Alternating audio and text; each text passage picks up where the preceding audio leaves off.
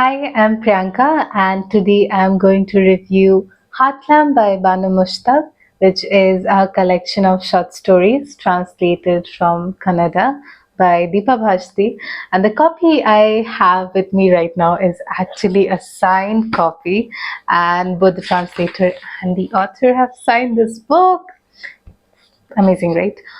So, this book is, as I said, a collection of short stories, and it has been shortlisted for the International Booker Prize 2025. This book captures the experiences of Indian Muslim women and their struggles which they face as women in society. And this book has been not an easy read because uh, it has been emotionally heavy. In some places, you really feel a very heart wrenching, especially the title story. It's very uh, emotionally, like it kind of breaks you down. And secondly, it has a lot of the language and the way the stories are told here are very varied and kind of little chaotic like our own country, because like the usually what stories are like, short stories have a very decluttered kind of way of telling it. But in India, as we know that India is full of people, full of vehicles, and full of all kind of food and smell and everything. The stories here are also filled with people, filled with food, and filled with a sense of this almost crowd-like feeling, which will kind of make you feel. So the title story, it actually begins with like the introduction to this all the children of the house coming out as the protagonist enters. So in this opening lines itself, you'll get to know about around 12 people who are there in the house, which I kind of read it over like three times, the first paragraph, to really get a sense of who are the people. And as I continued reading the story, I realized that it's a story about Mehrun, the protagonist.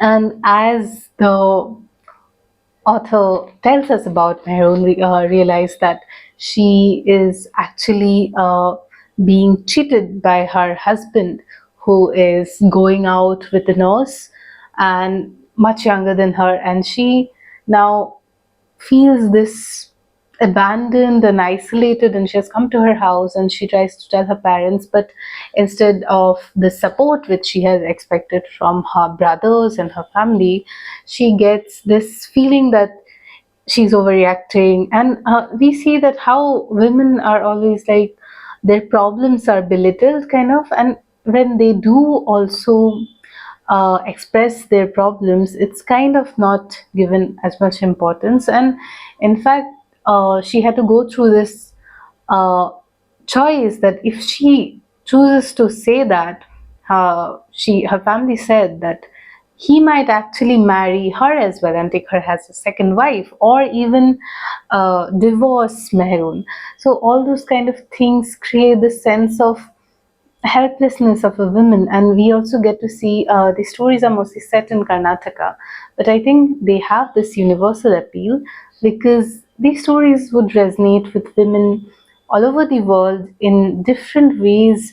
Women face problems, and specifically I think how Indian Muslim women and Muslim women face their problems in their daily life in the specific setting and context which Mushtaq has grown up. Mushtaq talks about in her stories, like, and she also, even when I was in her book launch, she had talked about it, that when she started writing, she had this question in her mind: whose story should she tell and what kind of story should she tell? So after a point, she came to the conclusion that she should tell the stories of her people, of her community, and of the people she has seen growing up, of the stories which are all around her. So it gives, Heartland kind of gives us into a peek into that, though behind those walls and behind those windows in the kitchens and the drawing rooms, what are the stories which are happening. So it is very interesting that way.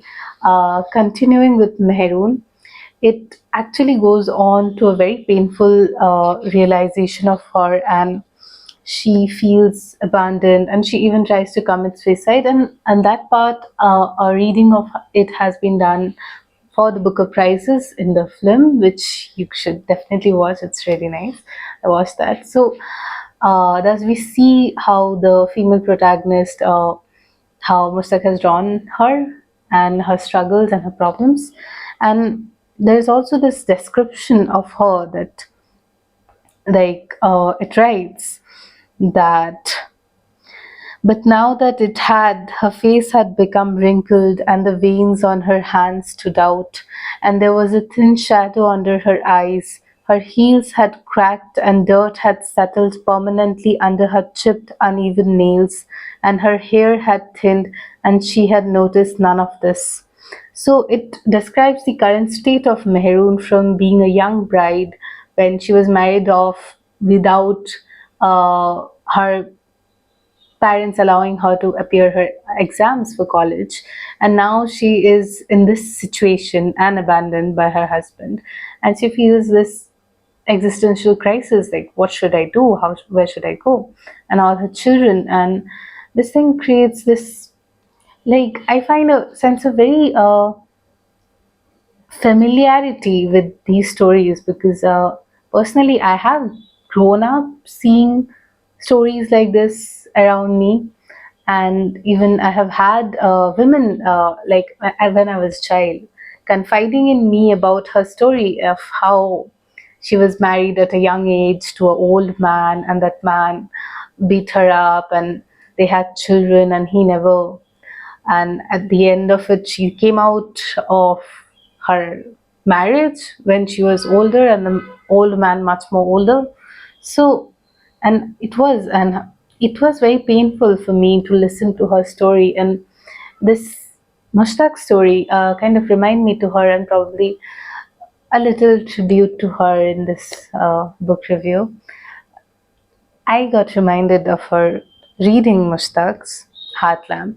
So I would suggest you reading Heartland if you want to read something very different, because I can be one thing I can be sure of, that you must not have read anything like Heartland, stories in Heartland, in any other book or any other story. So with this, I come to the end of this book review.